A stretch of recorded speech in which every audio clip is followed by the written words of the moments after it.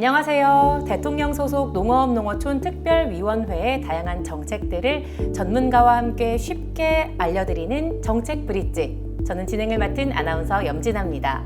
오늘은 전북연구원 황영모 박사님 모시고 농어촌 기본소득에 대해 이야기 나눠보겠습니다. 박사님 안녕하세요. 네, 안녕하세요. 농어촌 기본소득. 많은 분들이 이야기는 들어봤지만 정확하게 어떤 정책인지 어려워하실 수 있는데요. 이 정책 어떤 정책이고 또 지금 이 시점에 왜 필요한지 궁금합니다. 농어촌 기본소득은 기본소득의 유형인데요. 우리 농어촌 주민들은 도농 간의 소득 격차, 또 삶의 질의 격차, 이중 격차이죠.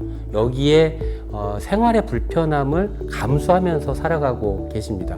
그런데 농어촌 주민들은 그동안 우리나라의 산업의 성장과 경제 발전의 배우로서 역할을 충실히 다했고, 그러나 발전에서는 소외됐지 않습니까?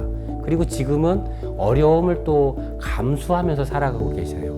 우리 사회가 기본사회로 나아가야 하는 시대적 명제가 있는데 어디에서부터 시작해야 될까요? 가장 아픈 곳인 농어촌부터 농어촌 기본소득을 시행해야 한다. 이런 사회적인 이런 요구를 이번에 정부가 정책사업으로 도입하게 된 배경이라고 봅니다. 우리나라가 처한 구조적인 문제를 농어촌 기본소득으로 해결해보고자 하는 그런 말씀 잘 들었는데요. 그렇다면 농어촌 기본소득이 시행된다면 농어촌 주민이나 지역사회에는 어떤 영향을 미칠까요? 정부는 내년부터 6개 시군을 대상으로 월 15만 원의 지역화폐 지급을 계획하고 있는데요.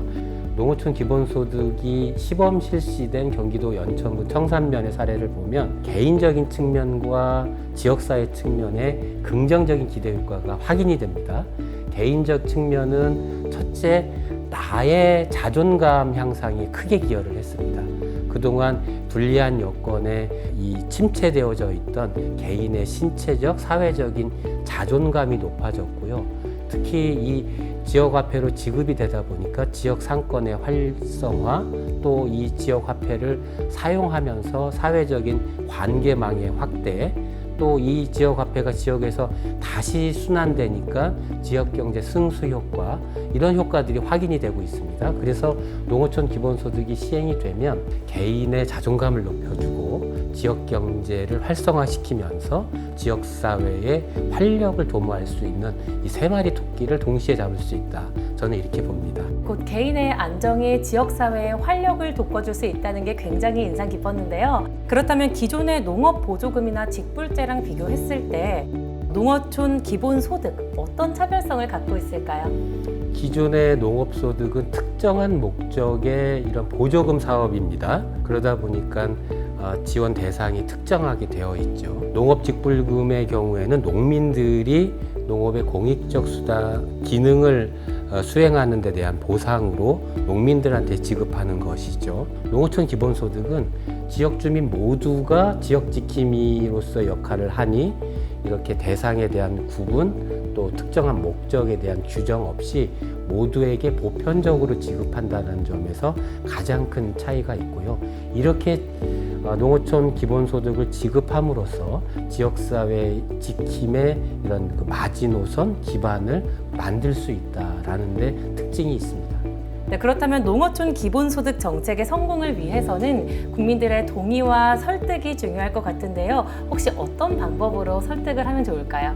우리 사회의 국가 재정이 제한되어져 있고 이 국가 재정을 가장 효과적이고 효율적으로 쓰기 위해서는 여러 계층들의 이해관계가 상충할 수밖에 없는데, 이러한 대목에서 국민들의 이런 사회적 지지가 관건이죠. 한편으로 보면 농어촌은 우리의 국토의 균형 발전, 또 지역사회 유지에 중요한 기능을 맡고 있습니다. 농어촌이 버려지고 황폐화되고 없어지면 국가는 그 이상의 돈을 더 지출해야 하기 때문에 국민들의 입장에서는 손해가 더 큰 거죠. 그러니까 현재와 같은 농어촌 지역을 유지하는데 농어촌 기본소득을 이 정도 수준의 재정 투여가 가능하다라는 이런 사회적 합의, 사회적 규범을 더욱더 만들어가야 할 것이고, 우리 국민들은 이 복합위기, 다중위기 시대에 위기를 극복하는 힘, 그것이 바로 농어촌에 있다. 이런 좀 인식을 좀 높일 필요가 있습니다. 예를 들면 우리나라 대한민국의 위기를 극복하는 회복력의 원천, 농촌에 있다. 우리 국민들이 이렇게 이해하고 지지해 주시기를 간절히 호소드립니다.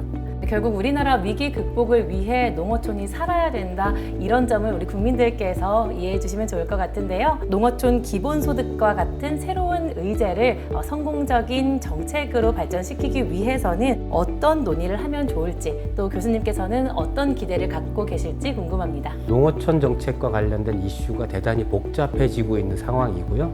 말 그대로 현장의 정책 이슈, 실효적인 정책의 수행 방안을 그야말로 용광로처럼 품어 안고 그 속에서 핵심 과제를 중심으로 문제의 실타래를 정부 부처인 농식품부에게 제안하고 실행해 나가는 그 선도자 역할을 저는 했으면 좋겠습니다. 농어촌 기본소득과 같이 사회혁신의 이런 대표 사업을 주도적으로 실행 방안을 논의하고 만들어가는 것이 필요할 거라고 봅니다. 농촌 지역사회의 많은 사회 문제 해결에 그런 여러 이슈를 더 선점하고 현실적으로 풀어가기를 기대합니다. 농어촌 기본소득에 대해 정말 다양한 이야기 해주셨는데요. 마지막으로 우리 시청자분들께 꼭 알려주시고 싶은 내용 있으시면 한 말씀 부탁드립니다. 농어촌 정책은 농림축산식품부에 국한된 정책이 아닙니다. 농어촌 정책은 국토교통부와 행정안전부도 같이 정책을 추진하고 있습니다. 그러나 농어촌이 없으면 우리 사회가 유지되기 어렵지 않습니까? 특정 부처의 정책으로 농어촌이 직면한 위기를 해결할 수는 없다고 보고요. 지방소멸 위기, 농어촌을 어떻게든 지키기 위한 혁신적 정책을 재원 플러스 추진 체계까지 함께 만들지 않으면 안 되는 이런 그 상황에 놓여 있습니다.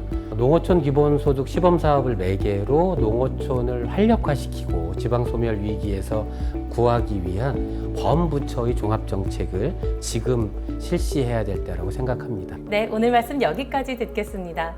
지금까지 전북연구원 황영모 박사님과 함께 농어촌 기본소득에 대해 이야기 나눠봤습니다. 앞으로 좋은 정책들이 많이 나와서 농어촌 지역이 살아나고 또 대한민국의 경제 또한 살아날 수 있기를 바라보겠습니다. 오늘 이야기가 도움이 되셨다면 좋아요, 구독, 알림 설정까지 부탁드리겠고요. 저희는 앞으로 더 다양한 농정 소식으로 함께 하겠습니다. 시청해주신 여러분 고맙습니다.